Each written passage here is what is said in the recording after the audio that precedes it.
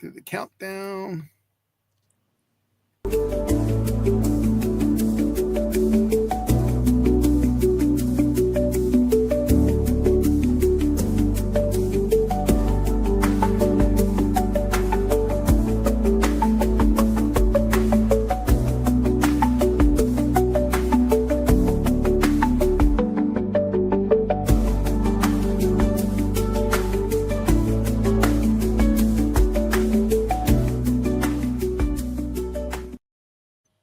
Well, hey everybody, welcome tonight to the Mayor of Rock and Roll and Friends. Of course, I'm one of the friends, and so is Francine. And Hey. Sal Searchy is the mayor. Welcome, Mayor of Rock and Roll and Friends. Welcome, Mayor. Yeah, thank you, brother Gene, also known as Doc G, and everybody. Doc. Everybody probably knows that you shaved except for me because lines is a bat. But everybody, welcome to episode number 29 of the Mayor of Rock and Roll and Friends. Yeah. Episode 29. That's a lot. Amazing. A lot of shows. My goodness. Yeah. Wow, we made it this far. Yeah, we sure did. We got to give a shout out. We got 2 shout outs tonight because of, where's the balloons? Where's the balloons coming? Gene, I think you're doing that. It's not. I'm not. No. I'm trying to get our show to different places. Go ahead. Somebody's got balloons back there. Maybe they're behind me. Is that something behind me? Maybe my wife said something out of your head. But we got to give a shout out to Paul Alley always because he made the incredible, amazing poster. Right. And the other, it's 2 Pauls. What could be better than 1 Paul but 2 Pauls? And Paul Speakers, who put together that fantastic song that's on the poster called Crystal Eyes, which was the inspiration for me to do this show. Because when he sent me that song, I just got a brainstorm. I said, wait a minute, let's have a poster made up with that song and just do a show about, no guests, just do a show about the old band and the club days. And we, you guys could all relate to that. Yeah, those are the best days. Good old club days. It's also, there's been a lot of confusion, Paul and you guys listen, about the poster. Because a lot of people, I got quite a few people send me messages. They thought the band was getting back together and that was going to be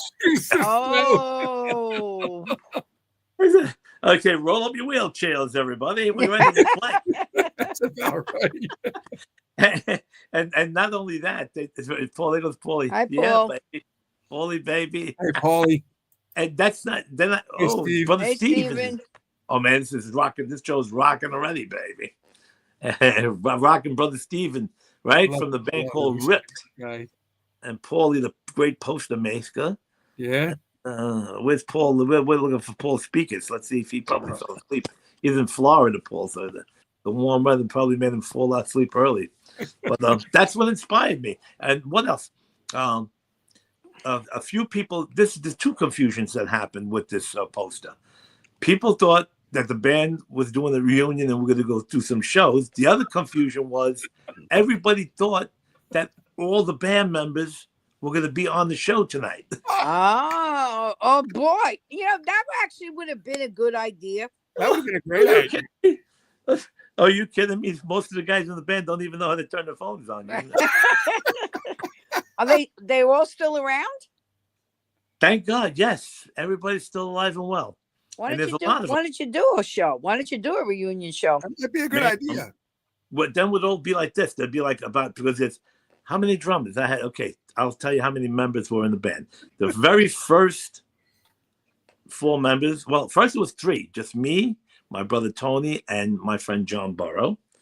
Then Frank DePerry, who lived down the block, started playing with us, and we turned into a band. So it was me, Tony, Frank, and John. Right? Who's that? Hi, Cheryl. Cheryl. Hey, Cheryl, babe, you foxy redhead. What's happening? I'm getting an old rock and roll feeling going on here. So then what? John wasn't with the band no more. Then we had Tommy Ronan, and I've been tagging all of them, so they all know about this. They've been seeing the post and everything. Who's that now? Cheryl, babe. Van Hagen. Don't look at me. I'm like, look, talk about I look young, but I'm like my eyes. I'm like I can't even see what's. Well, if I took my glasses off, I wouldn't know what the hell's going on either. So Sal, Yeah. you are a big rock and roller, like from day one. You come from Brooklyn, right? Like East New York. Brooklyn, And East then- New York. Yes. And then you started the band while you were in East New York, correct? Or did you start it when you came to Queens, like Richmond Hill? No, Queens. Yeah, because I was Yep. in Brooklyn, in East New York. I was still very young. East New York. I was born in Brooklyn, East New York, from 1960 to 1970. I lived on Linwood Street between Liberty and Glenmore. You know that. I know what that is. I don't. I don't know I about New do. York. Then Sorry. from 1970 till 1972 or 3, we moved right around the corner to Essex Street. Yes. Essex Where the Street. right up- train used to make the turn. No, the J that's train. Crescent. No, that's Crescent Street. Crescent, but and then you see Essex would be around there. Essex was right around the corner from Linwood Street. If you go straight up, one block up from my house was St. Rita's School. Remember St. Rita Yes. Yep. in East New York? Were you in East New York or you originally? No, but I knew East New York. I took the J train, so I know that whole Okay, area. so you know what I'm talking about? The train that was. I moved there. How did you know I moved to Crescent Street when you said what's a train? Well, it Because goes right over. you forgot I knew you. That's the problem. You have Stunad head. I I understand. know you for years, and you go, I did. You sat on my stoop. You I forgot am, about because, me you know, too. Even though I look 35, my brain is 64, and so is my hair. So you can see I need to dye it again very soon. Look, I wear this cool shirt. And you don't get to see it. I'm gonna have to bring it down. Hey, can I do the show like this? All right. Hey, I That got would one be too. good. Watch mine. I got it one too. Look at that. Yeah, you wore that because you want everybody to look at your. I wanted a guitar shirt. I had to go through my drawer. I said, because it's rock and roll night. Is that like Mayor. a Lacey guitar? Is it Lacey from Fredericks of Hollywood? Yeah. Oh my God. So you started your band when you went to Queens, you're saying, right? When you went. Yes. Okay. Well, I moved to Queens on 106th Street between Rockaway Boulevard and Rosita Road, and the next block was Southern Avenue. Yes, I know what it is. The Bella Vida is right there, right Yep. in front of Rockaway Boulevard. So I lived there. I moved there in 1975, and I lived there within about a year. My brother is 6 years older than me, so my brother's a guitar player, and he had a band. Even when I was a kid, he had like cover bands, you know. Mm. Nothing original, no original stuff. Whether Gene lost something, he's looking down by his No, I got us on TikTok tonight. Go ahead, guys. Oh, you're TikToking? Look, Say- he's flying. Taking a bath early on the Saturday night. So yeah, so when I moved to 106th Street, my brother was playing guitar in the room right by the windows that goes right into the street, and through the amplifier it was pretty loud. So John Burrow, you know, he lived next door. He was a drummer, and he goes, "Oh, yo, who's playing that guitar up there?" You know, and we look out the window and we're chatting back and forth. So like by the following week, he said, "Let's play in my backyard." I didn't play nothing yet. Still, I mean, in the '60s, as a kid, I would take my brother's guitar and look in the mirror and pose like with an album cover. Mm-hmm. I used to do like. Used to do like that pose, you know, Like the Yeah, pose. like- like Vogue, like. Well, that's Madonna more of the Vogue. rapper pose. Yeah. Strike a I used pose. to like hold the guitar like, you know, like Paul McCartney or John Lennon would hold Yeah. the guitar Yeah. and look in the mirror. Or like this. Yeah. Yeah, exactly. And well, once we lived on 106th Street, John and my brother jammed in the backyard on a Sunday. They're like following a few days after the hearing in place. It's let's jam. So I was like, oh wow, this is so cool, you know. I want to play something. So I asked my brother, I said, what could I play to join in, you know? I mean, I'm not a guitar. I can't play guitar at the time enough. I play guitar now, but I told myself. He says, buy a bass and I'll teach you a few things. So I went to Alberto's. You remember Alberto's? The greatest Right. I music. remember that. 104th Street and Rockaway Boulevard across the Yep. street from John Adams. Yep. Great store. I hope he's watching this. It's not I got to tell him about it. You know, Alberto's Music Store has been with, I mean, Alberto's followed me we followed each other because his father's store was in East New York on Atlantic Avenue between Liberty and Glenmore on Atlantic. Mm-hmm. Then he moved to 101st Avenue, like right by Rockaway Boulevard. I don't know if you Yeah. remember, right there by that that intersection right there. My brother Sal used to walk there to get records. I remember that. He sold records too, right? He had Yeah, some he records. sold records too. But the Alberto's music stores, all instruments. Yeah, but he And- sold records too. Yeah, back then. My brother took lessons from him as a kid in the 60s. And I used to go with my grandmother and sit and, Alberto used to give me guitar picks so I had something to play with. And anyway, my brother would be taking lessons. So anyway, that's where he learned how to play guitar. So he's 6 years older than me. So once I saw them jamming, I said, I got to do something because this is cool. So I worked at, you remember on Lefferts Boulevard and what's that, Metropolitan Avenue, Mhm. the Italian restaurant called the Coliseum, Yes. which was my very good friends, Louis Bono and Enzo and all them. Louis Bono. I know Louis Bono. Yeah, 104th Street. Yeah. I've been friends with them since the 60s. When we were Yeah. kids. His brother Michael passed away, Michael Bono, but Louis Bono and Vinny Bono, they owned the Coliseum restaurant. Mm-hmm. So they gave me a job there. I was washing dishes for a few days. I was washing dishes. I made like $175. I only worked until I made enough money to be able to buy the bass and a little amp. Oh, and then would you quit? And then I quit. I said, well, I'm a rock star now. I don't need to wash dishes no more. I got a bass. I could play 3 notes. And the 3 notes were like, my brother taught me this. There goes the acoustic guitar. My brother taught me the bass. Oh, see, I really can't sit in a good position.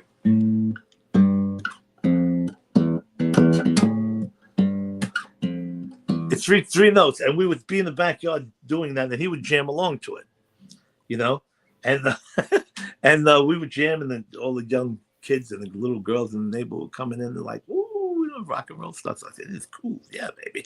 So I started practicing, I never took lessons. I never had any lessons. My brother just showed me a few notes, and I just started playing with it, and by like no time, I was like ready to play anything. Yeah. Brother Steve said, yeah. It's a hit, he says. It's a hit. That's What it. you just did. Well, the Stray Cats made it a hit with Stray Cat Strut. That's exactly what it is. Yeah. Yeah. Oh, Stray Cat Strut before it was even invented. Mm-hmm. Yeah, but it's just 3 notes. And the Stray Cats, that's a Stray Cats. Yeah, I was gonna say it what I sounded like thought that. it was the bass line. of Stray Cats. It What? sounded like that. That's what I Yeah, thought. look. Stray Cat Scott. Yep. It's Yeah. A, G, and F. Gotta take a drink. Sorry, guys. It sounded just like that. Yeah. Right? Yeah. So, and while I'm doing that, he'd be like,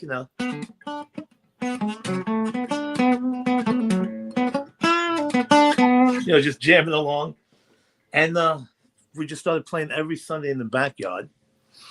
And before you know it, we were like playing parties because we would just jam every Sunday. And just from playing and playing, we just got so good, And we would go out and play block parties and Sweet 16 parties, and we was getting paid. And then one day, me and my brother started writing a song. We said, let's try to write a song. And then Frank got involved in that. Frank DePerry liked writing songs, and we started writing and writing and writing. And then we became like an original band, plus covers. We'd play parties and gigs and do originals and some covers. So then it got to the point where it was no more covers. We were just playing originals in the big city clubs and all that kind of stuff, sending out tapes to the record labels and trying to get a major record deal and all this kind of stuff. So basically, that's how it all started, really. See, you started big. Wow. Where did the name Crystal Eyes come from? Oh, we were called Sweat. SW. Okay. Okay. So it was me, John, and Tony playing, and John said, well, we need a name for the band. So we couldn't throw names around. Then John Bowe, we were playing, he was sweating like a dog. And they said, yo, perfect name for the band, Sweat. And that's what we were Sweat for a long time. And then we decided to change it because I don't remember what the reason was. And I don't remember, I think we all agreed on Crystal Eyes. I don't remember how that happened. I think I was the first one to come out with it, Crystal Eyes. Because I like the way you could like Was it about a girl? Maybe somebody's a girl? No. No girls, nothing like that. Just we're looking for a cool name, and it's a cool name because you could do fun things with it, like the word crystal. You can make it like a circle and then eyes underneath it. Or we used to have, we used to make up flyers of like eyes with the beams coming out of them, crystal eyes. All kind of. So you could do a lot of fun stuff with it. So you brought that name with you to the were you doing the clubs in the city by then, or you just had that? Was that when you were doing like local stuff with that name? Well, we were still doing local stuff. We were crystallized, but we were starting to play at the February's and Elmont. We started playing it constantly. What did Cheryl say? Cool, They're baby. Cool. Cheryl, you're cool, baby. Yeah. It's got music notes. Yeah. We started. There was my friend Vin. You remember the Music Hut? You got to know the Music Hut. Yes. You were in the neighborhood. Yeah. 114th Street and Liberty Avenue. The record store. Yep. And it was my very good friend who passed away, Vinny Gabriel. And it was almost like a Beatle thing, you know. I went to the record store, like, you know, the Beatles, their manager owned the record store. Brian Epstein, right? You know that. Yep. Gene. That is true, yes. Yeah. So I went hanging out at the record store. Cheryl Bay, what did Cheryl say? Cool, baby. You're amazing. You are amazing. Oh, me? Oh, Cheryl. You, she's saying. Cheryl. Amazing.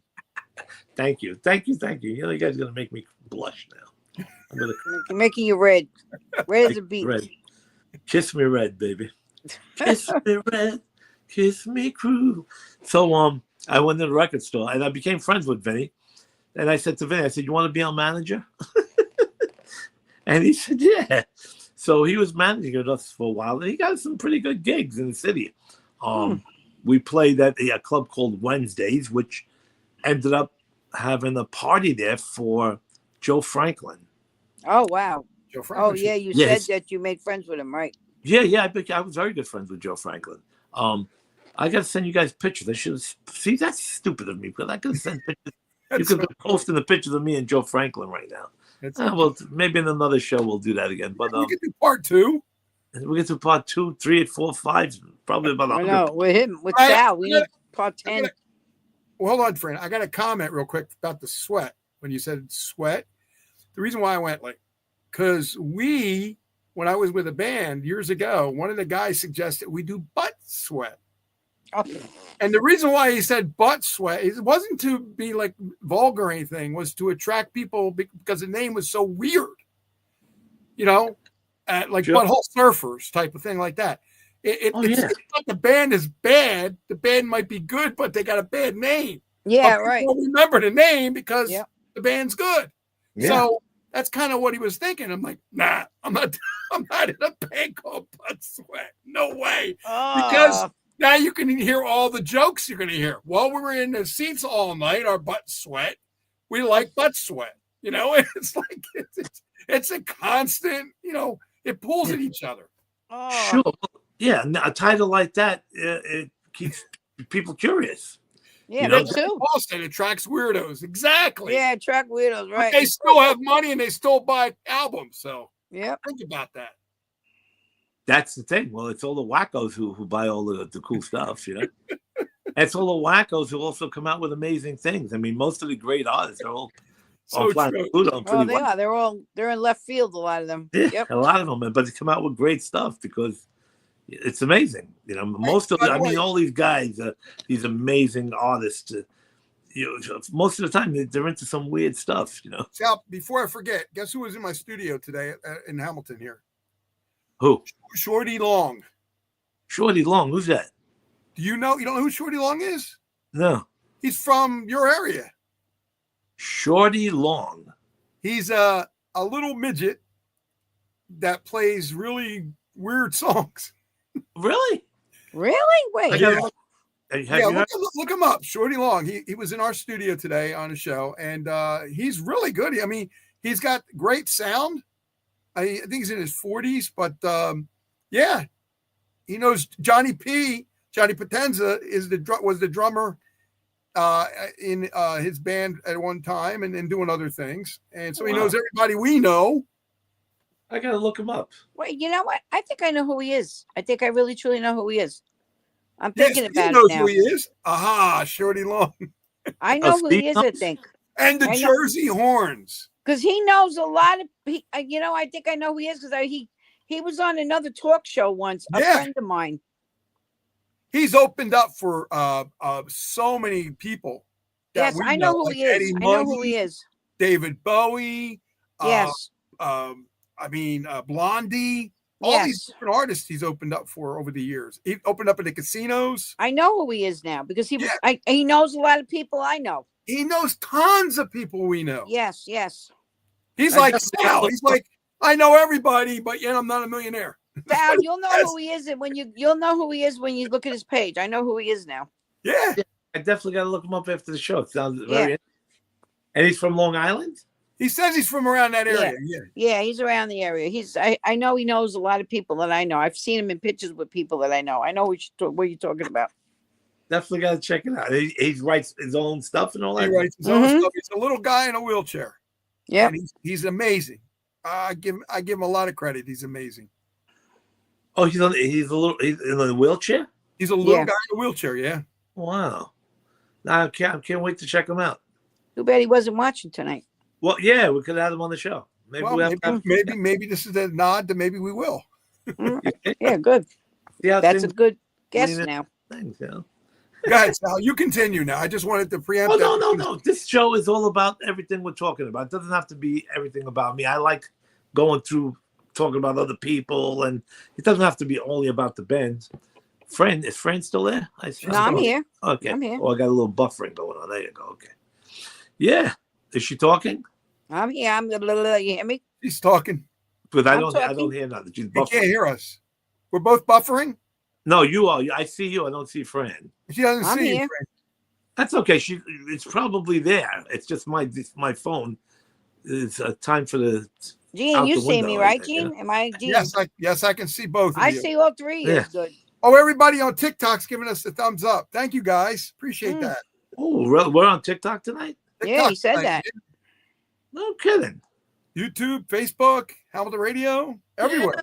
Maybe I know the other ones, but I didn't know we were on TikTok. Oh, I just threw you on. I figured I might as well throw you on. I threw a couple shows on the other day. So, same thing. That's fantastic. You know what's fantastic about it? I've been putting the poster up on TikTok, promoting the show. You did? So I don't go on TikTok, so I don't know. But wow, that's cool. Well, let me ask you a question. So going back, has anybody? Am I stepping? You hear me? Do you hear me? Oh, okay, now we can.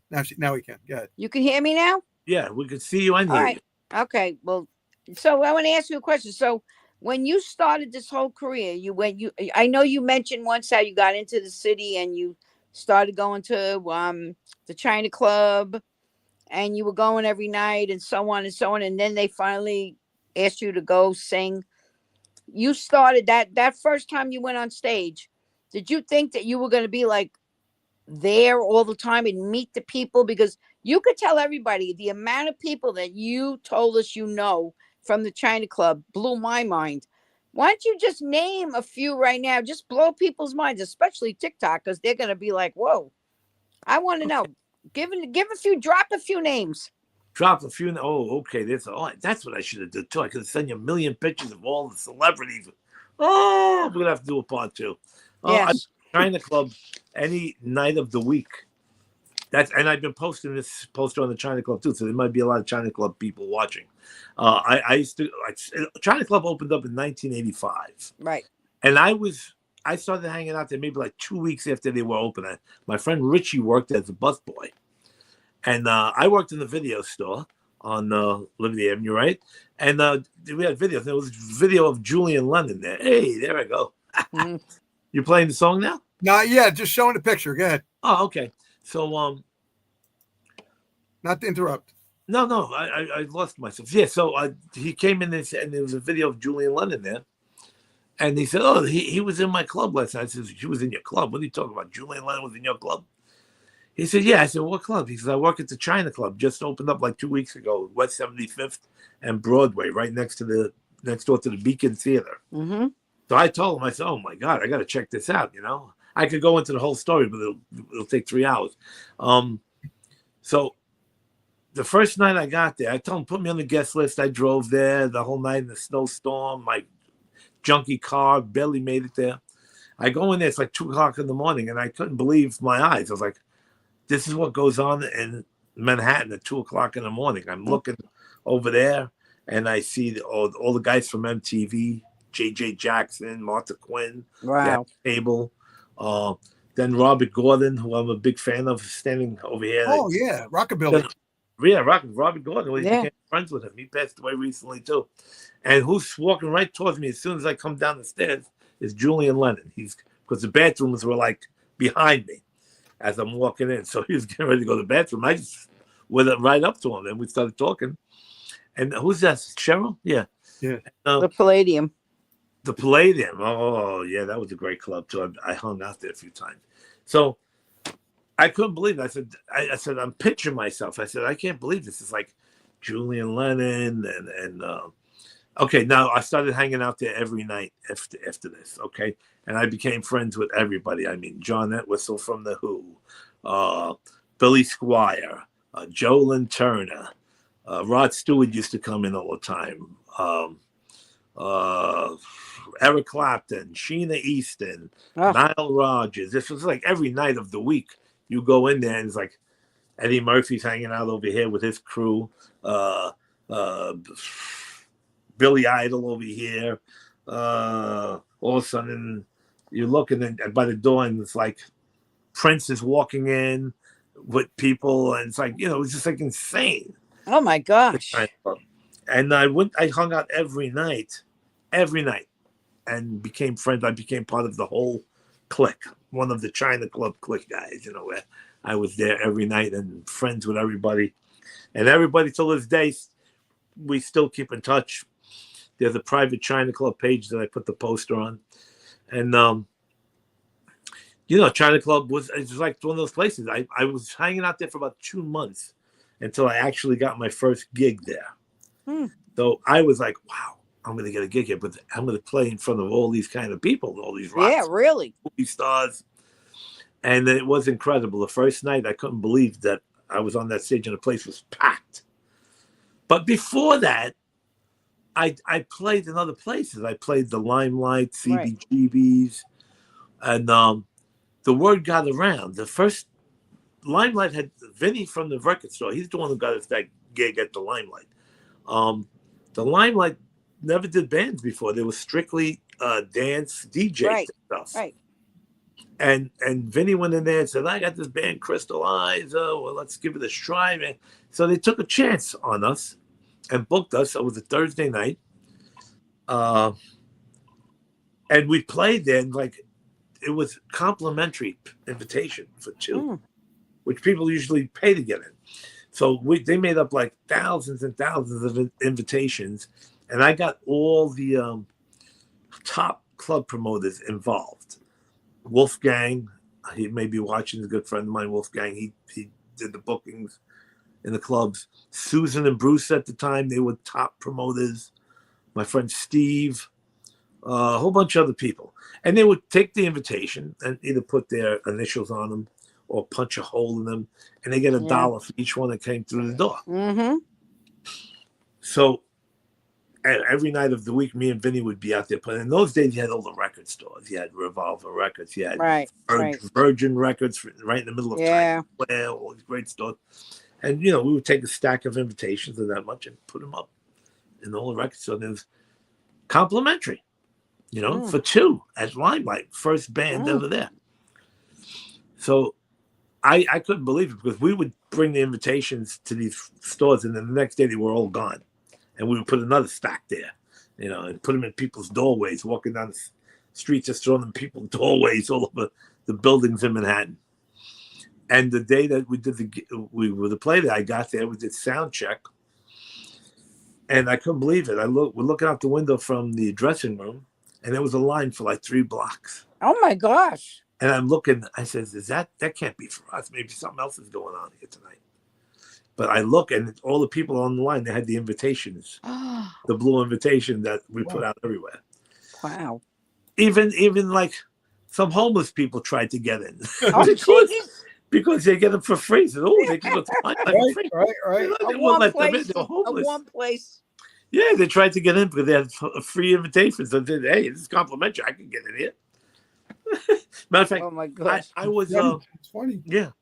So that night was huge. I mean, they wanted to keep the people there as long as they could because figured wait for the band. Thursday night, it was 2 a.m. They still didn't put us on yet. And we were there from 5 in the afternoon after sound check. So 2 a.m. we finally come on. It's still packed. And the next day, every club in New York City heard about it. Because all the clubs, they had computers in the offices, and they let each other know. They let each other know what bands brought in a lot of people. So the next day, my phone was ringing off the hook. Every club in New York was calling me. The China Club called me. I already had brought my package to the China Club, but I didn't get a call yet. But they called me. They said, hey, we heard you packed the Limelight last night. Who was it? Teresa at the time? She passed away as well. Somebody, Kenny's Castaways was calling me. The Club Wednesdays. They all wanted to book us. Club Nirvana. And I was booking everywhere. We booked everywhere. And that's how it all started. It's like, wow. We ended up getting the reputation of the third highest drawn band in New York City at that time. Wow. Drawing it. And you know what was hard about that? Once you do a gig like that, it's like anything else. If you have a hit song, right? Now you're expected to have another hit song. Yeah, another and another and another. So you play the clubs and you bring in 2,000 invitations came through the door that night. Whether they came in and hung around for a little while and left, but 2,000 of them came in. Sometimes people just want to come for a drink and see what's happening. Yeah. Not even wait for the band, but the invitation still came through the door with our picture on it and all that. So now we would play clubs on a Monday night somewhere and bring in 120 people. And I said, oh, what happened to the 2,000? You couldn't bring in that many. I said, 120 people is a lot of people on a Monday night. Yeah, really. 1 o'clock in the morning or whatever, But still, that's how it is. Like, they expected you to pack it all the time. And we always had a good crowd. We always did have a good crowd, Wow, that's crazy. That's like exciting because I can't even believe how you never got a record deal with like that kind of, promotional. Like you have people like all those clubs calling you and nobody like wanted to sign you. I mean, it's crazy. Oh, well, it's still, there was bands. I mean, look at Twisted Sister, right? Yeah, I know. Yeah. Twisted Sister was packing clubs around the world. Yeah. And playing in stadiums. And the record companies still don't want to sign them. I watched them, where they started, right out here in Long Island in Islip. It was on the beach in like a shack, and I used to go and see them all the time. And they were like a nobody at the time. What was the name of that place? I know the place you're talking about. I think it's right in it's in Suffolk County. The Shack, I think it was, or something like that. I think Kiss used to play there as well. Yeah, everybody started there. It was weird, and it was like anybody and everybody that became big started in this place. Yeah, crazy. So and then throughout the years of playing, band members started changing. We played all the big clubs and this and that, and then record companies, I would call up record companies to come see us play, and you're making some changes. Like Patrick Clifford from A&M Records. I used to be the bass player and lead singer. And Patrick Clifford said, "You're such a great front man. He said, get yourself a bass player and just be the singer. Just be with the microphone." And because you see a lot of videos on YouTube, I'm playing bass and singing. And then I do. I saw it. I like that. Yeah. So I was just trying different things. Then they would say some record, people said, "Oh, that drummer doesn't have the right look. He's not really that good. You should get yourself a better drummer, or you should do this, or that guitar player doesn't have the right image." There's all this stuff. Oh, they do that. They do that. That's how it was. I mean, so especially in the 80s, it's all about image. Yeah. And, you saw all the bands. I mean, we were just regular rock and roll, straight ahead guys, and then you had the bands with the glam and the LA bands with the lipstick. No, you were, when I see your videos, you guys were like that typical late 80s, 90s. Like I loved it. Like I that was the era I liked. Just like the real cool rock and roll bands that went through the city. Right. You when you wrote that song, you know my favorite now. I'm just gonna bring it up, and we have a video of your Can't Love Without You. Now, when you told me about this song originally, I'm like, I gotta hear this because it sounds cool. I love that song. That is my favorite. And I wish somebody would sign you and make you redo that and put that in the record store. Well, there's no more record stores. Please make record stores again. Put it in, because that was an awesome sound. And you got a tape, right, Gene, of him singing that? I'm all ready to go whenever you guys. Yeah, we got it. Everybody get ready, because Sal sings this awesome. The words are amazing. I love it. And he knows I love it. I wanted him to sing it live, but Sal chickened out tonight. So we're gonna, Gene, I want you to put that on and let everybody hear Sal. Before we do, Can't Love Without You. You wrote that, right, Sal? Me and my brother, yes. Me and my brother Tony. before we play it, I just want to say, and Sal has said this was covered by many other artists. Yes. So I don't know who, but he said there's a bunch of them. So I hope you comment after the show and tell us, after the video, and let us know who it is. And there's a bunch of them. I could name some of them right now. Yeah, sure. Okay, let me see. I have a SoundCloud, right? Yeah, a SoundCloud with all the people who have covered it. And there's a lot more that is not on there. Mm-hmm. But so many people I know. Okay, diverse pop group. They're very popular, diverse. Kelsey Cohen. Mm-hmm. What's that kid's name? Teresa Vitale. Another young boy. What was his name? He did it great too. Jesus, I should have been more prepared for this. But anyways, a whole bunch of them. This girl Kathy's, my friend Heidi. Oh, that's a lot already. Females and males. That's cool, because females picked it up as well, which I like. Oh yeah, and all different styles, country style. Yeah, I saw that, heard that. Pop style, boy band style. It's all out there. So let's play it. Give everybody a treat of what it sounds like, and then we'll come right back. Okay? Yeah, sounds good. So can't wait. Let's do that. Sit back and relax and listen to Sal on YouTube here. Can't Love Without You. Let's see. We got it here. Here we go.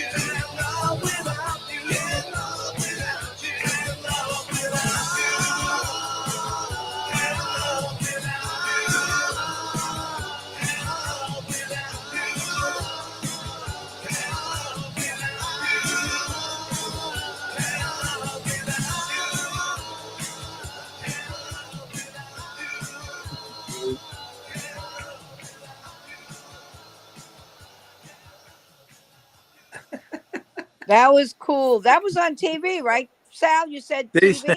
used on Manhattan cable TV. They used to play it all the time. Wow. I love that. You know, that song, you see, I wrote that in 1988, me and my brother, right? And we recorded that Kenny. Kenny was old. Kenny Lee, he's probably watching, hopefully. He ended up joining the band around in the 1990. And we had Mick Santorio and all that. You have somebody, Joe Healy. You know who he is? He said Babyface Sal. Who's that? Joe Healy? Joe Healy. Oh, yes, Joe. What's up, brother? Babyface Sal, he said. Yeah. Joe Healy, my man. Yeah. Yeah. So, well, you know, you mentioned before James Daly from RSO Records, who was the A&R guy for Robert Stigwood. Right. Robert Stigwood was the Bee Gees manager. And you see Robert Stigwood's name in Grease, Saturday Night Fever. He owned, you know, the Sgt. Pepper movie. He owned the RSO Records. James Daly, who used to be Andy Gibbs' manager, was the head of A&R for RSO Records. And he fell in love with this song. They wanted to sign us to RSO Records in 1988 because Can't Love Without You. And also, I won a Billboard Song Contest award with that song as well. Wow. I should have sent you pictures of that too. I have pictures of the award. That's cool. Nobody else can say that, you know? Yeah, really. I could have sent you the pictures of all that stuff too. But I didn't even know. I was just winging the show. I just said, let's wing and have a good time. And then as I was speaking, I said, oh, you could have showed the picture of the Billboard Song Award. So Bee Gees, she said, Carol. So Bee Gees. So Bee Gees. The Bee Gees. Yeah.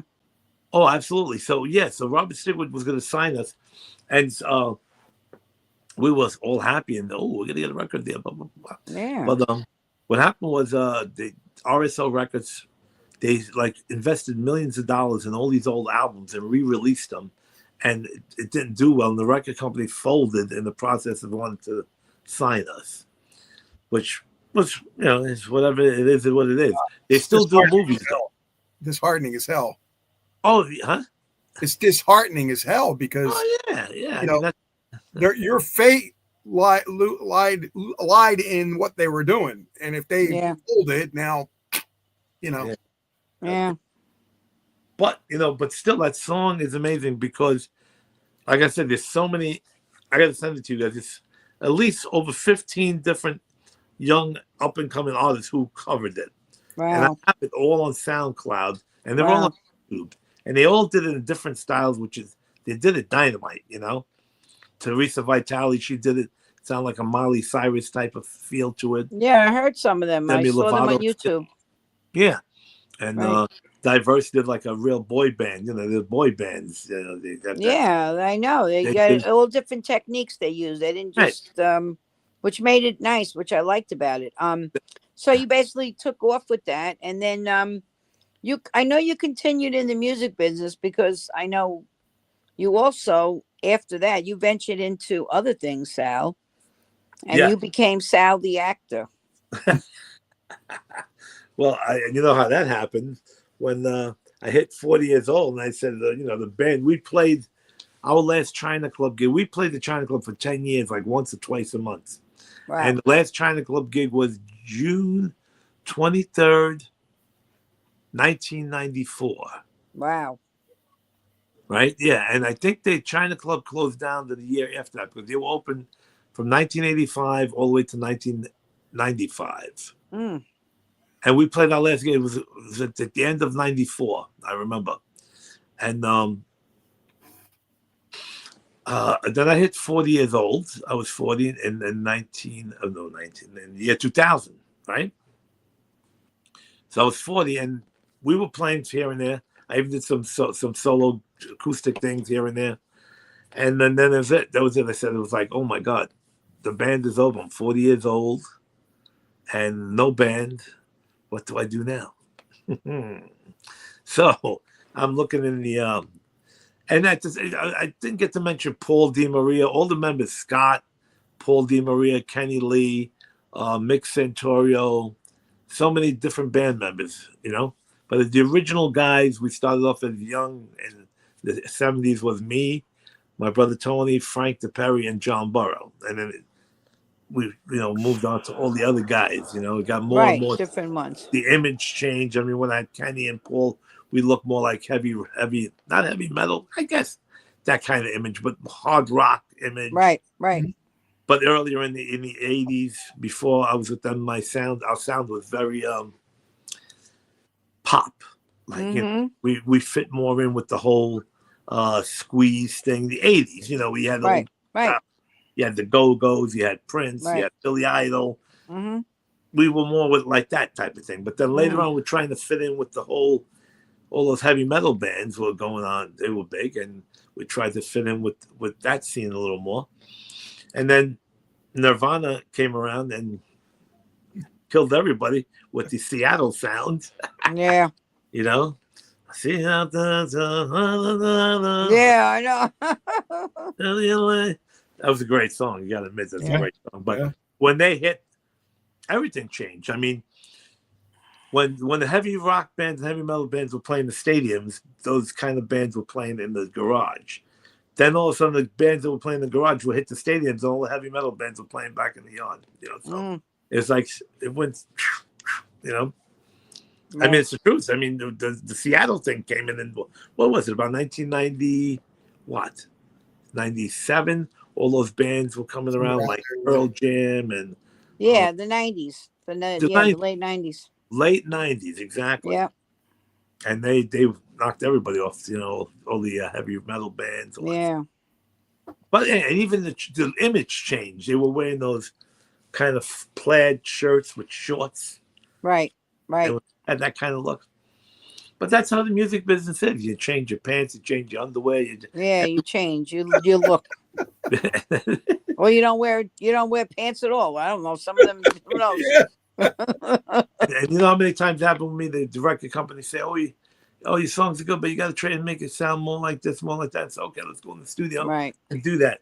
So by the time we went in the studio and did all that, it changed again. Right. So it's just like it's like anything else. But it's like trying to catch a mouse, but the mouse keeps running away from you. Yeah. I got it. No. Right. Just as it's the whole thing, you just keep missing the boat, Yeah. So you finally ended the career of music. Well, ended because actually you turned a certain age, and you then went into, like I said before, acting. And how did you get into that now? Because I mean, you sang in some of these movies, but you sang Italian, and I was shocked what you did. So from the music, what you were doing, to singing Italian music in an Italian movie, it was amazing. So how did that happen? When I got in, I said, like you said, I was hit 40 years old, and I was looking in the Village Voice. I said, what do I do now? I don't have no band. I'm 40 years old. And I seen in the Village Voice ad saying, Cheney Talent, looking for extras, bit parts for movies. I said, maybe I'll give this a try. So I called up the guy. His name was Trevor. He says, come tomorrow. So I go down to the city. I go to the place, and he makes me read this little paper, whatever. I forgot what it was. He said, yeah, read this to me. I'm like, toilet cleaner, the best, shiniest toilet you'll ever get. It was. I forgot what it was called. Yeah? So he said, hey, you're pretty good. He said, what are you doing tomorrow? I said, nothing. Why? He says, you have black shoes? I said, yeah. Wow. He said, I'm going to put you on the show on HBO called Oz. You're going to play a paramedic. I said, paramedic? I need black shoes for that? So I go down there. I never heard of the show. And I didn't even know what I was getting myself into. I get to the show, and it's a prison drama. So it's like all these scary looking guys, And Oz was a big deal. Wow. It was. I didn't realize it at the time. So I worked the one day as an extra, and I started running into people I know, like Michael Wright, a good friend of mine, before I got on the show. He said, Sal, what are you doing here? You're not an actor. I said, I am now. You are now. And the funny thing is, I can't even get into this. It was a scene that he was doing the scene, but it never got used, and he was completely naked. See? While he was talking to me. Completely. I mean, he was scraping the ground. I said, Jesus, what's that? My tooth is missed. Don't make me laugh. I said, damn, Mike, shit, you're in the wrong business. But anyway, yeah, I thought it was an elephant. There goes that family show you're talking about. I had 4 genies. Threw that out the window earlier. We're going to get knocked off of Facebook. Anyway, Oh so God. I did the one day, I played the paramedic. I worked alongside of Ali Sheedy. Remember from... Yes. She's in the Breakfast Club. Ali Yes. Sheedy, a whole bunch Yes. of... And the guy named Roger Reeves. He passed, but he was an English actor. He's in a lot of movies. I remember him. And I do this scene with them as a paramedic, but the whole scene got cut out for some reason. And then the next day or two, Tara calls me up and says, Sal, we want you back on Oz. And this time you're going to be one of the Italian inmates. You're going to be a regular on the show. I said, what? A regular? I don't want to do that. Too early in the morning. You don't like getting up early, I know. Man, the first time I was like, oh, God. I woke up like 4 in the morning. Taking the train to Manhattan, it's still dark out, it's freaky. When I was playing the gigs, I'm in Chinatown having wonton soup at 5 o'clock in the morning. Didn't even go home yet, it's still out. Yeah. Oh, so, I mean, this is the truth. Once I got involved with Chinatown, they were calling me for all the time, Law and Order, all these shows, and I wouldn't pick up. I want to do it. Because I said, I can't do it. But then they started calling me for Oz constantly, and I started doing it. I said, you know what? If I'm going to be serious about this, I got to really change my ways. If I'm going to really do this, I better do it the right way. So I started going every day and going to sleep early. I got my friend Anthony Palladino involved. I said, Anthony, you wanted to go to Chinatown? And we started going together. So he's one of my best friends, and we were going together every day. And, it was a great show. We started in the middle of season 4. We did all of season 4. They called us back for season 5. They called us back for season 6. So from April till June, I was working like a regular job every day, going to the set of Oz on HBO. And that was your first gig, right? Your first gig? Yeah. Well, that was like an amazing gig. That's like a story that somebody like an actor would always be amazed with. But I just want to read a couple of the things that you did. First of all, the one that I really like and that you were crazy in was the Knock Knock. When you told me you were in that movie, I was like, and I watched it and I'm like, he's cracked. You played such a freaking awesome part in that. And that was like a short. It was a short at first, right? You played Gino. It was a short at first. It said me. No, him. Knock, you're Gino. I forgot his name was Gino. know. Knock. No, Knock Knock was a full-length movie. Yeah, but it said on your IMDb it was a short at first, but then it went to a full movie. Oh, that must be a mistake. It says you got to change that then. But so I know it was a movie and it was on DVD. In fact, people can actually see it right on.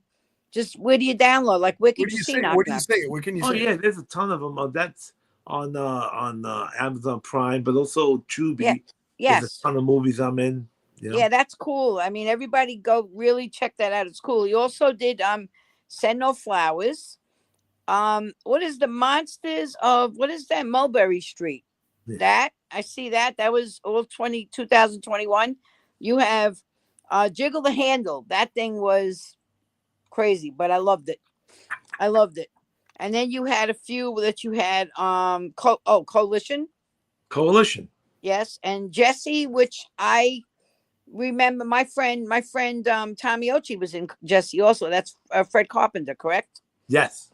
And The Night Never Sleeps. I don't think I ever seen that one yet. Oh, that's a great one. I gotta say that. It's on Tubi. And that's on Tubi too. Then you have Sins of the Father. Yes. You have Cross the Line.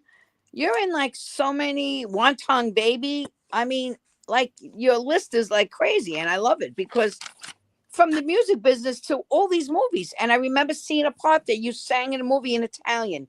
Who was that with again? That was a lot of the famous Italian actors. Oh, well, I mean, you're thinking about the fig tree, how to grow a fig tree. I spoke in Sicilian throughout the whole movie. Yes, and you sang a song in Italian too. The songs in the movie Coalition are 2 Sicilian songs that I wrote for the movie. Yes. Coalition's a great movie. I mean, Michael Wright, Yes. Chuck Zito. Yes, Ray that's Charles. the one I saw. Yes. And what happened was I became friends. It's just, the story is funny because Anthony Chisholm was already casted in Coalition. How much time we got? We have 4 minutes. I'm keeping track of time. Go ahead. So It's not you. Go ahead. Yeah. so No time limit. I said, we keep in touch, and he passed away too. Anthony Chisholm. He was the leader of the Black Gang on Oz. He would talk like Right. the time for action. Mm-hmm. So I said we would keep in touch. I said, "What's going on?" I said, "Hey, Sal, I'm working on a movie called Coalition with the director, writer Joe Ariola." He said, "Call him." So I called and I left a message saying, "Hi, Joe. My name is Sal Sergio. I talked to Anthony Chisholm, from Oz. I used to be on Oz on HBO." And within a few minutes, Joe called me back, invited me over to his office in Brooklyn, and we became very good friends. And originally, I was supposed to just be a scene in which Anthony Palladino did it when at the end when they shoot the guys up. Just I wasn't supposed to have any lines, but then me and Joe became closer friends. What did Cheryl say? Amazing. Yeah, baby. I know, right, Cheryl? So Coalition came right out of was my next movie after Oz, and it's funny because I worked with Chuck Zito for seasons 4, 5, 6 of Oz, and also Michael Wright. Right. I got Michael Wright in Coalition. Chuck Zito was already casted on, and originally, the scene with Frank Vincent, me, and Chuck Zito. Originally, was supposed to be Burt Young, but he couldn't do it because he was doing Rocky Balboa. Wow. And then the second choice was Danny Aiello. Wow. But Danny Aiello was ill at the time, so he couldn't do it. So amazing, Danny Aiello. I miss him. I think Chuck Zito is the one who got Frank Vincent because they were already friends. So that day it's amazing because I was supposed to be one of the guys that comes out with no speaking part, not with shooting up the guys at the end, and I ended up getting the part with the three: me, Chuck Zito, and Frank Vincent. It was a great scene, the restaurant scene. Yeah.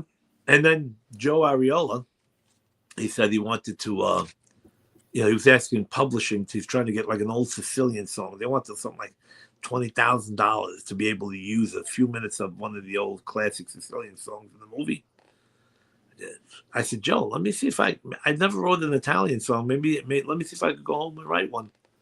That night I went home, I wrote 2 of them in one night. Did they give you $20,000? No, the balloons are coming up again. He's doing the balloons. Yeah. And I went in home. I got my guitar, which is this one right here. You sing Italian? Let's hear a little bit of an Italian song. There we go. We're gonna back it up. That's this way I can move a little better. I'm so excited now. She's so excited, and she just can't hide it. Can't hide She's it. about to lose control, and I think she likes it. I love it. He loves it. Yeah. So I wrote 2 songs, and both of them ended up in the movie. And that scene with me, Chuck Zito, and Frank Vincent. Yeah. And there was one's called Papa, and the other one's called Stasera. I love the Papa. Io faccio tutto per me papà. Io voglio bene a me papà. Io sempre penso a me papà. Mi sento tanto solo senza papà. Non saccio come fa, ma ti dica la verità. Io pure un modo per me papà. Io penso sempre a me papà. Piango notte e giorno per me papà. La vita non è facile senza papà. La casa va di vacanti senza papà. Non saccio come fa, ma ti dica la verità. Io pure un modo per me papà.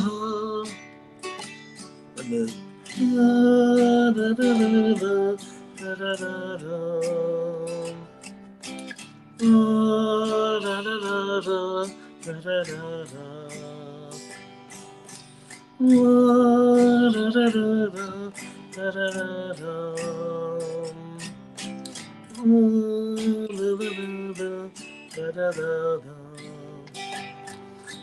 zacciugo ma fa, ma ti dica verità, che io pure moro senza papà.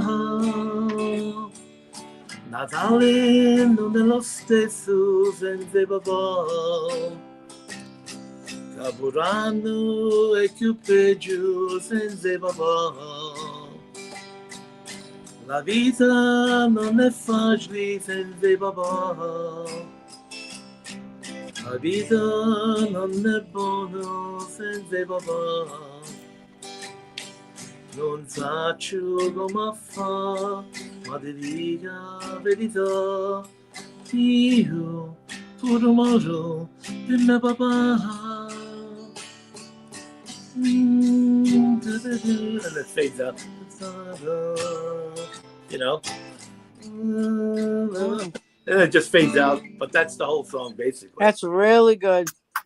Thank you. Love that one, man. That was I don't know what you're saying, but it sounds really good. It's all about Papa, you know. It's no, like, I understand, but I don't know. I can't. Even though I'm Italian, I can't speak Italian. Yeah. So when people speak Italian to me, it's like, okay, I don't understand it. So you see like the diversity of like rock and roll to like such a beautiful Italian song. It's like, so you got such a good like you just do everything. It's just like crazy. It's like from Can't Love Without You, playing in a China Club, to that beautiful Italian serenading song. Oh, yeah.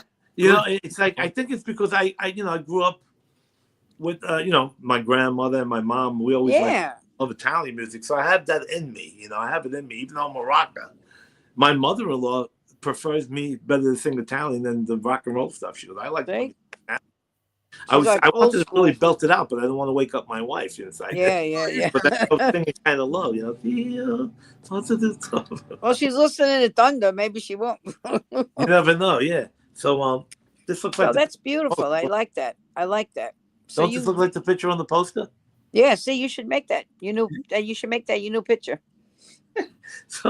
So what happens is I went home and wrote 2 of them, and only needed 1, but he liked them both so much that he wanted to record both of them for the movie.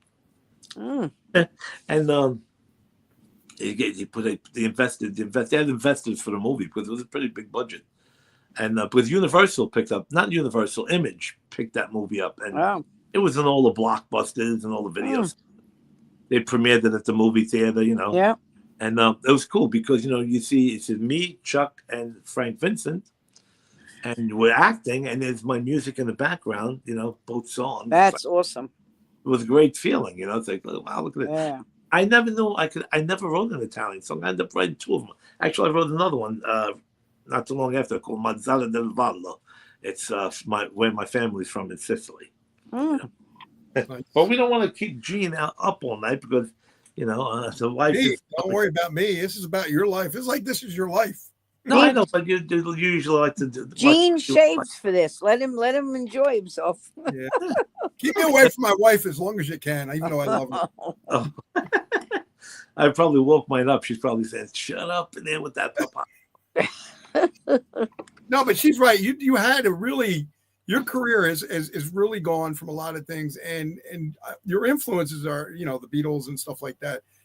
What are some of your other influences for movie acting or doing the Italian songs? Or you have to have different things for inner motivation or inspiration from somebody else for something else, you know? Right.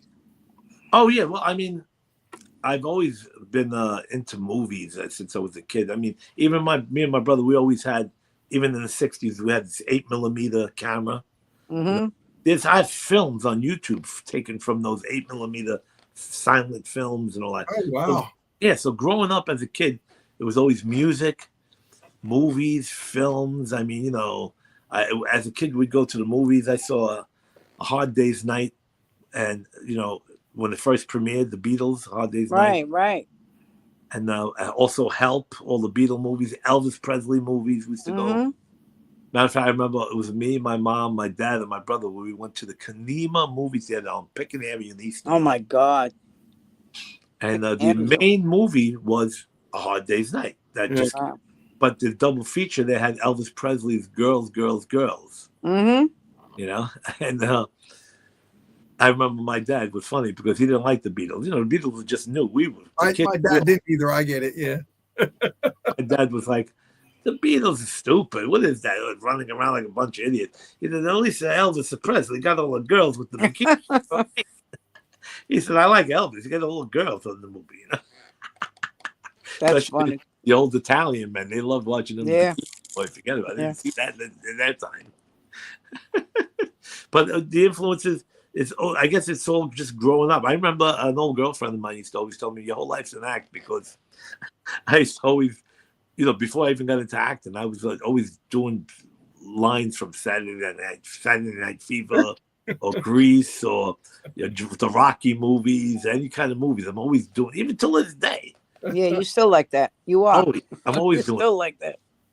Even Anthony Beneducci says, your whole life's an act. He tells me you are. You're one big act, I have to say. You do a lot of things. Yeah, it comes very easy and natural. I mean, I talk to people that they say they take acting classes, and like, I can't even imagine, because I'm not patting myself in the back, but the truth is, everything I do, I never had a lesson in anything. You don't need acting classes. I see I see what you do. You're very natural, which I like about that. Natural talent. You're yourself. You know, you don't like read a line. You're yourself. I saw how you did things, even in that comedy skit you sent me. That's you. That's you. Oh, me all the way, naturally. Yeah, naturally. That was funny, right? That thing. Yeah, I like that. That was a good. Too bad you didn't put that up. There's a comedy skit, Gene, that he sent me of him with talking to a few people, and it was funny as hell. Well, like a little thing. Like to see it. That was a whole pilot. I have the whole pilot. So it's like a good half-hour show. Yeah, that was good. I play Uncle Sal, but that little clip is on YouTube. Yeah, it's funny. Yeah, send it to Gene. Let him see it. That was really funny. Love to see it. Yeah, what is that? So people could see it. What's the name of it again? It's called Life Together. Right. It's on YouTube. Yeah. Okay. Life Together. So also, Daniel, we're going to be doing Gambling with Grace. Yes, and I'm going to be directing. Now, this is going to be my first directing movie. I will be directing Sal, and Bella DiMartini is going to be in it. Daniel is a boy from a new filmmaker, young filmmaker, and he wrote a great script, and he had asked me, do you know, I need two people, and I said, I know the two people for you, bang, bang, bang, Sal and Bella, and we have other, and Anthony is going to be working with us too, correct, Palladino? Yeah, Palladino from Oz. So that's going to be June 20th.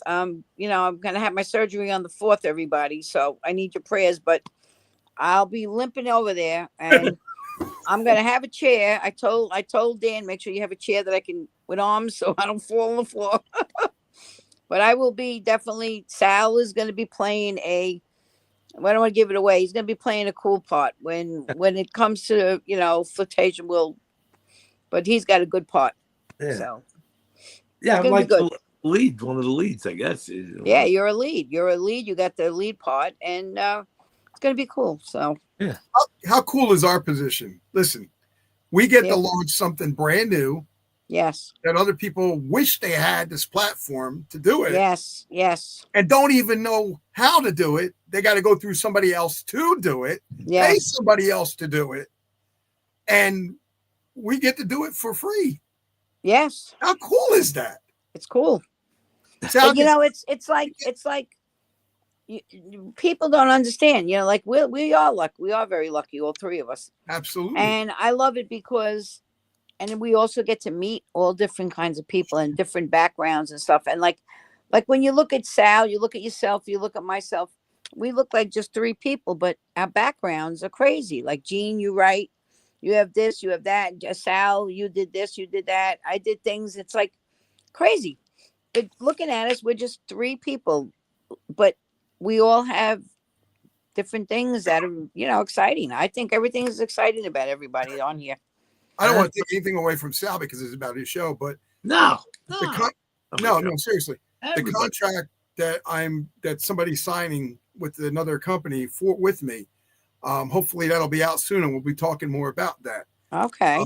But that's really important because it's an animated feature that's going to be available on all the streaming services. Oh. And I don't want to give too much away, but it's pretty much about a person dealing with all the spam calling and dealing with all the problems they have and contacting them on email, and you go to a website and you get hacked and stuff like that. So it's about the real life. But it's done in a way that's entertaining. It's informational, entertaining, but also animated. Oh, I like that. I know what you're talking about. I can tell what you're saying. Yes.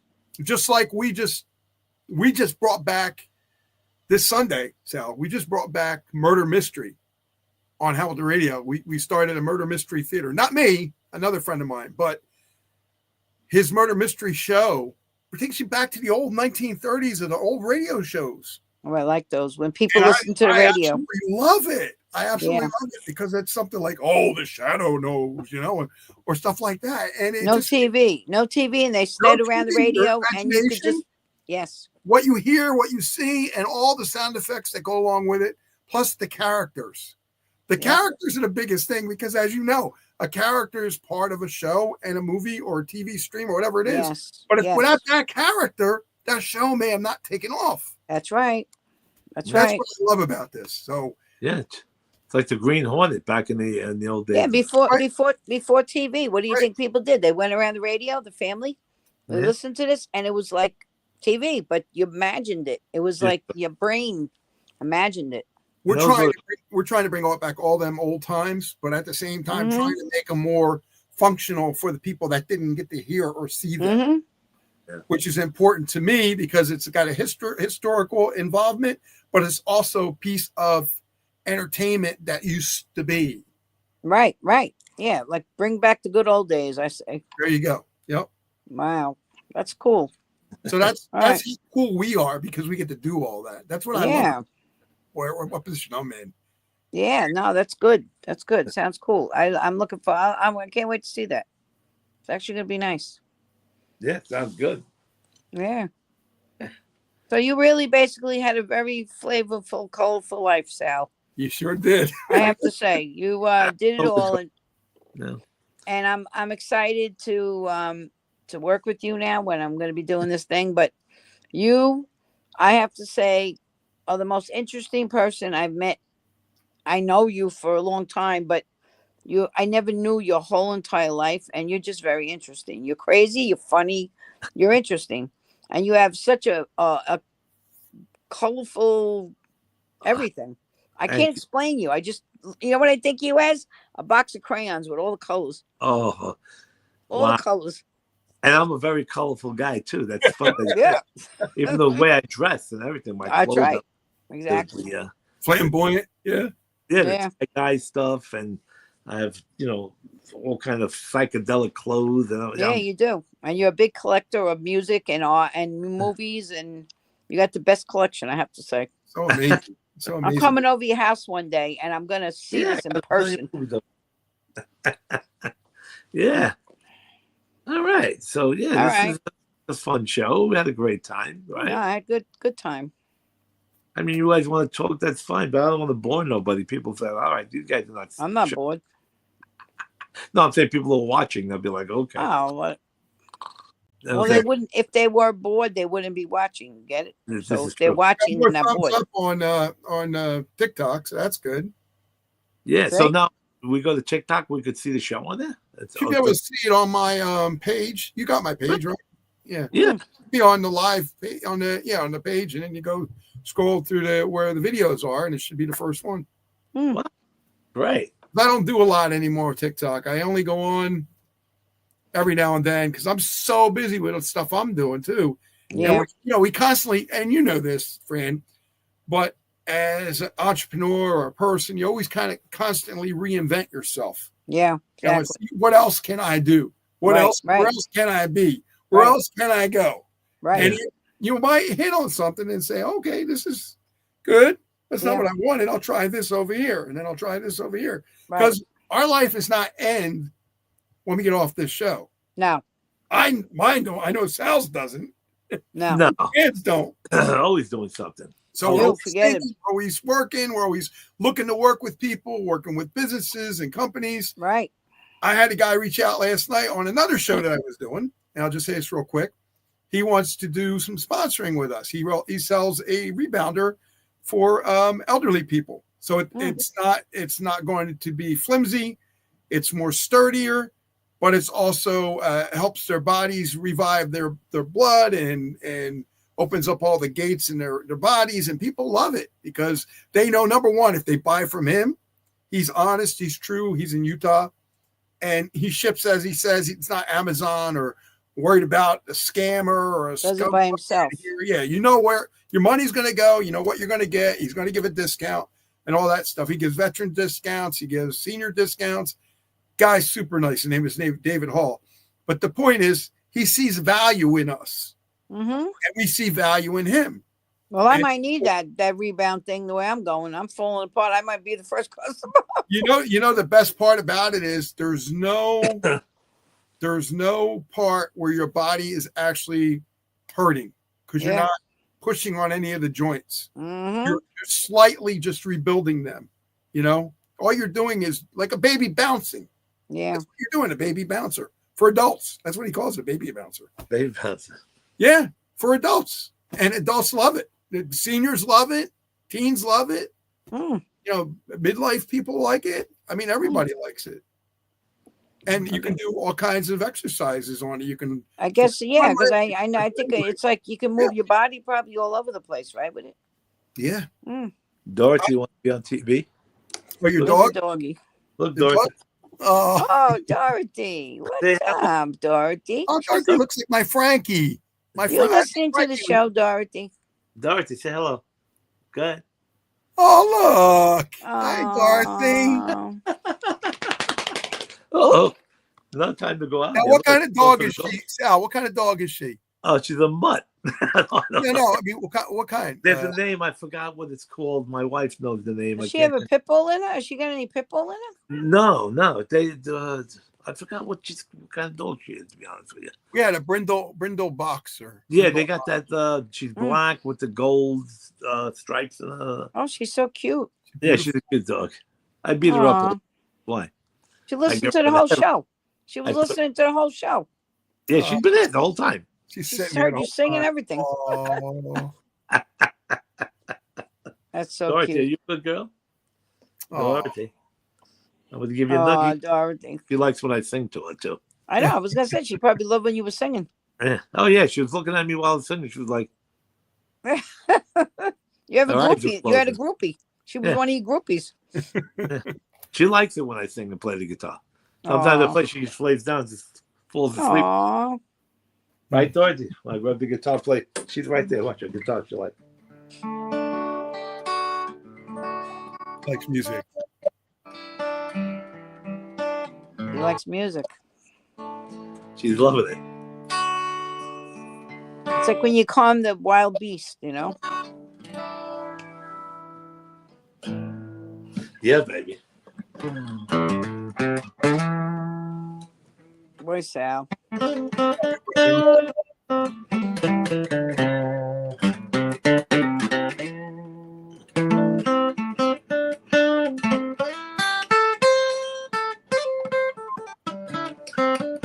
hard. Acoustic guitars are not like electric guitars. And I used to have an acoustic guitar. Huh? I had an acoustic guitar. I was going to start playing it. I come home from school today. It was missing. My mother goes, "Oh, that was yours? I didn't know. I threw it out." I'm like, "What? What?" This is an Angelica. I've had this for years. Beautiful. Yeah, mine. I probably would have had mine for years if my mother didn't throw it out. Mine was maroon. I loved it. I was going to start playing. Maybe I would have been in a band. Who knows? Yeah, you never know. You would have been the mayorette. And she threw my freaking damn. Unbelievable. Here's mine. Oh, well, you got one too now. It's a what the hell is it? It's a Jasmine. Those are cool. Yeah, it's a Jasmine. I have mine. This is mine, right on my shirt. That's about my guitar. That's all I got. There it is. I can't even get the guitar in the picture yet. Jesus Christ. Big guitar. I have another one over there. Oh, you guys have guitars everywhere. And a keyboard somewhere. Oh, jeez. Let's see, Frank. Let's see if Frank should know this song.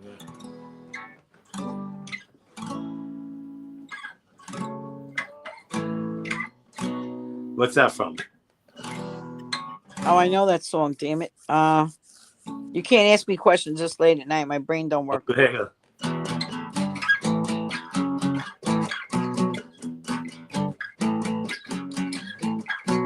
I'm free. Yes, that's it.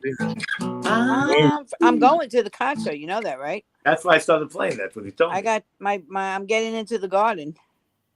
Yeah, I hope they have a drummer because they fired the drummer. I know. Well, they're using the drummer from Pete Townsend's, something with Pete Townsend's background band or something. Maybe Kenny Jones again, because that's who they used to have. Yeah, Kenny. they shouldn't have did that though. They should have just, that was wrong. It's management always does stupid things. But you know what? He's been playing with the Who for like 20 years. Yeah, and they just that's Ringo Starr's son, isn't it? Yeah. That's crazy. Doesn't make sense, right? I mean, No. 20 years. Why all of a sudden? I almost didn't want to go to the concert. I mean, I'm like debating. I can get tickets and not have to go. But I'm like, I was a little pissed off about that. You know, I didn't like that. Yeah, but that's management. You can't do anything. I know, but it's not management. It's Roger Daltrey. Well, yeah, and he kind of control everything. It's his band, I guess. His band. You get to control everything. I know. But we'll see. We'll see. I'll just go, you know. I'll hobble on in. My knee will be fixed. I'll be able to dance like one of the groupies. We're going to say a prayer before we go for you and also the people in the tornadoes and the floods. Yeah. Everywhere. A lot of it. It's, you know, thank God we don't have that kind of weather, but they say it's coming our way. So yeah, I know. Keep us all in prayer for that. Yeah. Yes. Yeah, right. That's right. Yeah.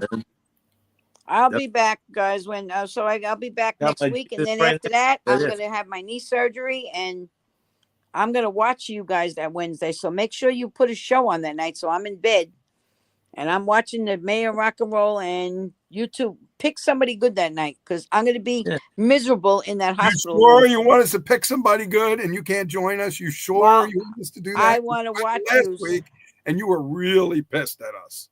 Yeah, well, maybe I'll come live in the hospital. Now, am I right? Am I wrong? What happened? Yeah, well, yeah, I was. Wasn't she mad about last week? Yes, I was mad. Yeah. I was mad, but I'll be all right. But maybe I'll come live from the hospital bed, but I'll have to put my makeup on and my hair's got to get done. Because if it ain't, that's it. We love you, friend. No, you know what it was? I missed that show because I love animals. You know that, and I was very upset about that. You could, but I just was in too much time. You knew that. Anytime. I was in too much pain. Too much pain, and who's to blame? No one knows, but that's the way it goes. That's true. I wish I could sing. Did you watch that video before with Joe Spinell? Yes. That was Joe Spinell's favorite song. Too much pain. Oh my God, Too Much Pain. That was a good video. I like that. We got to play that the next time for you because that was a really good video. Oh, yeah. Too much pain. But anyway, Sal, you are a big cheese, and everybody that's on here, where could they find Sal, the Mayor of Rock and Roll? Right besides here every Wednesday night on Gene's Hamilton Radio. Where else could we find you, Sal? Doing laundry, I know that. Go ahead. In the laundry room, on the unemployment lines, in the court. You'll see. You know where one of the best places you can find me? Any Stop and Shop by where you recycle the cans. Oh. You'll see me there with two big green bags. Don't make me laugh. Well, you know, everybody knows I'm on Facebook and Instagram and all this silly stuff that's out there. So you're everywhere. And here, of course, every Wednesday at 9:00. Every Wednesday Mayor Rock night. and Roll. I'll book somebody for next week, somebody nice, somebody different. And I already have a few people in mind. They just didn't contact them yet. Okay. I have choices. You know, I have so many friends and so many people. I know. Yeah, that's why you're the mayor of rock and roll. Now you're the mayor of the mayor. The mayor of mayor. Guys. All right. Say, okay, let's call it a night. You had a great. I mean, Sal, you had a great life already, and you know that. Oh, thank you. Yes. The best is yet to come. Best is yet to come. I enjoyed every second, and I'm still enjoying every second. Sure you are. It's not over yet. Like the song said, it's not over till it's over. No. Baby. Yeah. God bless you both, guys. Yes, love you too, everybody. Everybody, I'll see you guys next week. And then the week after, I'll try to go live from the hospital bed. That should be interesting. If they don't have me drugged up, I'll be like, hello. That might be your best show. With your leg up in the air, forget Maybe we should just do the show from the hospital room. That might be the best show. People are weird. You never know. I'm just going to do my makeup on my hair, and I'll just show you from my neck up because I'm going to be numb from the waist down anyway for the night. So. Oh, my God. Yeah. Well, we're praying for you. So everything. Thank you. Yeah, 2 weeks. I'll be on next week normal, and then after that, it'll be is what it is. Yeah. All right, guys. Thank you, guys. It was a great night. Sal was a great show. Gene, another great show. Everybody. Absolutely. I can't believe, man. It's 90 minutes we did of the show. We're gonna watch a Bruce Lee movie. I'm gonna watch My Pillow because I have a stress test tomorrow at 3:30. That should be fun. My God. Oh, you gotta get going. I'm falling apart. All right. Good night, guys. Even Paul. Oh, there it goes.